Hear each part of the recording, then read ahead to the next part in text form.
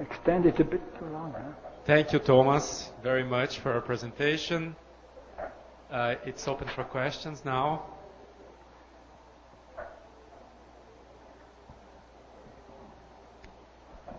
So, Tomaz, you did show some surface roughness starting with your 12, 15, 20% surface transformation. And you show a diagram from Chevalier indicating that's going to go deeper. What's the implication, do you think, for that surface transformation regarding wear of opposing teeth? Is that damage going to be deepened because of the contact with the tooth and become quite rough?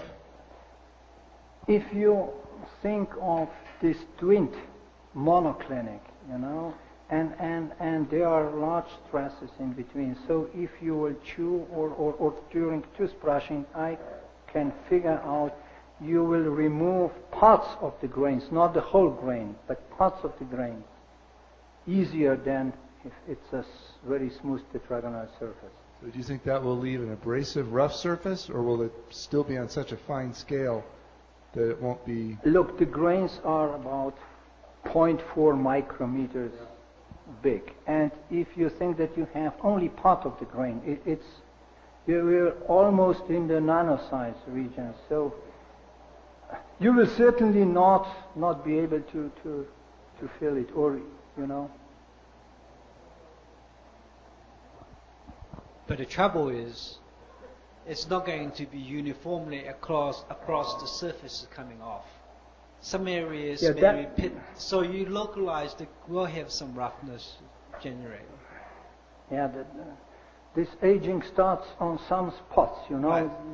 And it's going first like this, so you might have, you know. Thomas, I also have a question.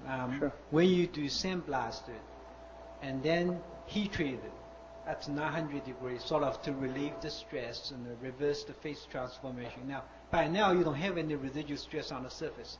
Why do the cyclic fatigue strands perform better than as sintered surface? Tough question, but when I have sandblasted material, it will be distorted tetragonal on the surface and monoclinic.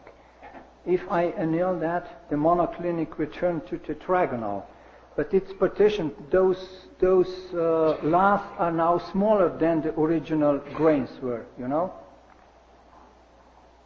You also remove the residual stresses. But I will remove the residual stresses, but I will not remove them completely. But they will be much smaller. That will be, I guess. But I think we have to shoot on that. I have a feeling a sintered surface may have a very rough surface. Yeah. Well, if you do soft milling, you know, the surface will be very rough. And I agree with Suzanne, if you remove that by a gentle sandblasting, it may be very beneficial. It may even smoothen a little bit the surface. But what I have seen on the soft milled material, this is quite a very rough surface. And then you remove grains easier. That's why I also think the aging is more, it's faster.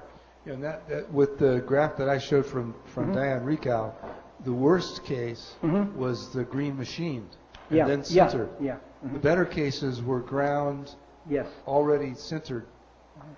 And this zirconia. Yeah, then you have the residual stresses, the machining damage on an already sintered surface. And this soft milled material, you have a lot of grains. They are exposed from 3 sides or 2 sides. You know. Much bigger area exposed to the environment, and that's perhaps also the reason for a faster transformation. But it also says we should always try to compare also the conditions under which the material was produced. I had a problem with this year with the guy who said he has a polished and thermally etched surface, okay? And you can't compare that to a rough surface after soft milling. Can I have one more question on this? Then I pass on. Now, when you do aging in saliva, Yeah, in artificial saliva. is there any difference if you do aging in water? Not significantly, not statistically significant. But I thought I'll smart. I'll go closer to the clinical conditions. But it turned out the saliva will get, it will start depositing, from if you don't use it, always a fresh one. On your fracture surface of the ground material, it looked to me like there was like indenter, sharp indenter type of damage, like a median radial crack. Grinding groove. That was the grinding groove. Yeah. Do you think that it makes a difference how hard you push when you grind? Maybe there was some indentation going on through the grinding? I don't know. According to work done by other people who studied machining, the overriding factor is the grit of the diamond grit, and not the force that you are applying. But that's other people found. I think what Jason referring to is the single. I think what Jason referred to, like indentation impression, is the single impact from sandblasting. Yeah, that would be closer to that. Sharp impact, indents on the surface, resulting in a indentation impression lock. I was not talking about the indentation. What I was trying to comment on was not the indentation look, but the I know what. There is a sharp crack extending deep below the surface. But that looks like almost perpendicular to the fracture surface. Yeah, but that crack must have been grown during loading, during monotonic loading. I could not find any crack on the bonded interface, and people at NIST could not find it either. In this particular material, it's not a generally, but in YTZP you will practically never. We have never saw it, and Johan Mir at NIST, who did a lot of work, I adopted the technique from him. He also could not find any cracks perpendicular to the surface.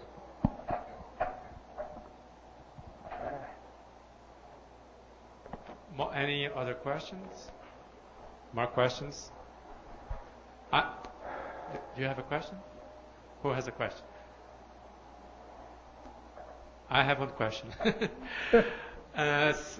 Thomas, since we have a lot of graduate students here, many of them are planning their experiments or carrying out experiments.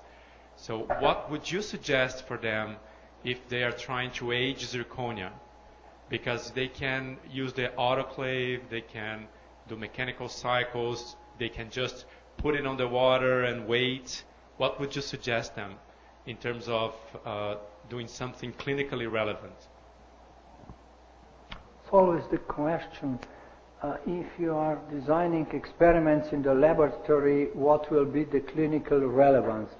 And I'm afraid I'm not the best address for the best one. I'm not a clinician, I'm lacking experience, and I'm going to dental labs, and shops to see how things are done, because I'm, but I am trying to figure out that I have asked so many questions to those students, how that is done, how you do that.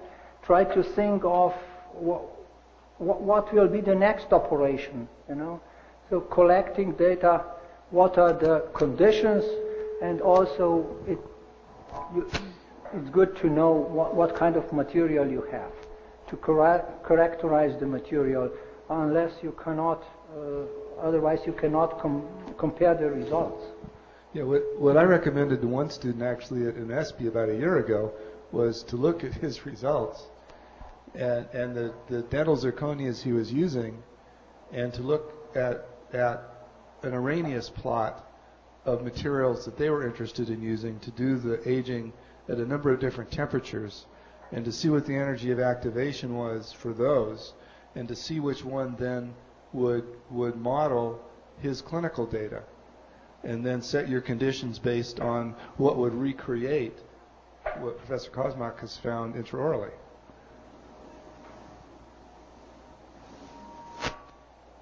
Did you get that?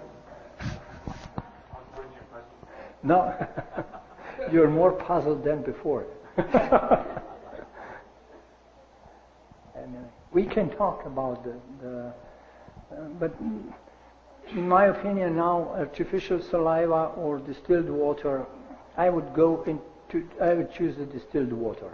But really distilled water, you have one variable less, and you can compare the results to more results from the others. This is number one. You need to have your surface characterized very properly. Unless you have that, you cannot compare. You cannot compare a rough surface to a smooth, perhaps polished and thermally etched. It will be very much different. Try to go to do experiments with a material which is well defined, and you will have a reference, and then you change something in the testing conditions rather than in that part of the methodology. Then you'll get into trouble if you're the only one doing this in that way.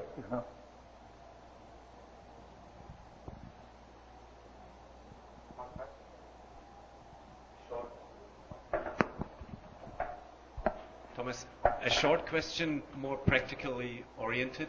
In one of your first slides, you mentioned that following the processing schedule, you sandblast the zirconia and then you veneer the zirconia. Is that what happens clinically? Is that not the other way around? That the technician veneers and the dental in the dental office, a dentist sandblasts the inner surface? Yeah, I was taking that information from the... Yeah, because by veneering you already anneal the material itself. Yes. Reducing the... So that's why we have one material which is sandblasted plus annealed. Okay?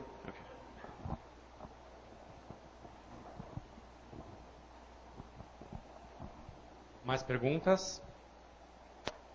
A plateia agora não vai querer perguntar nada? Well, thank you very much, Tomaz.